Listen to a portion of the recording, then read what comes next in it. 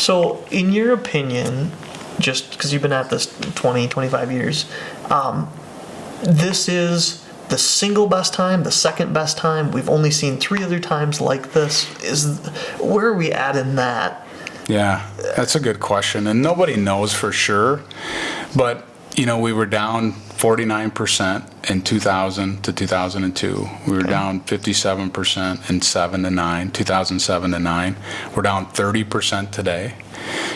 So it's definitely getting in there. One of three in 22. How long? 22 years. 26. 26 years. So this is one of 3 times in 26 years that it's been this on sale. Right.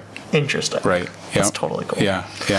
So we're definitely in a spot that I think. But the other side of it is, if somebody called me today and said, "Hey, Brad, I've got $100,000. I'm okay with saying goodbye to it for 5 years. Yep. And we're going to leave this money ride."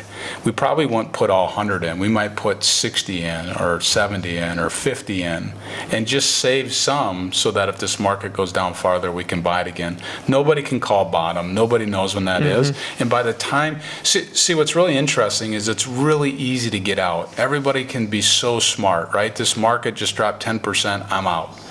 Everybody can do that. They can just hit the tap button and say, "Take me to cash." Yep. What nobody can do is get back in.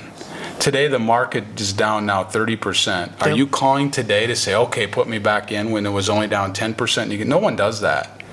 It's just so easy to get out and just bail. What's not easy is get back in. And so that's why, if market timing doesn't work, you just need to ride this thing through. That's why I gave you the stats on the 10 grand growing to 30 versus growing to 15 if you miss 10 days in 20 years.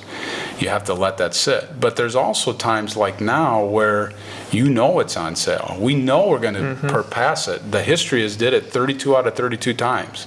Then they'll do it again. Since the 1900s, we'll hit that peak again.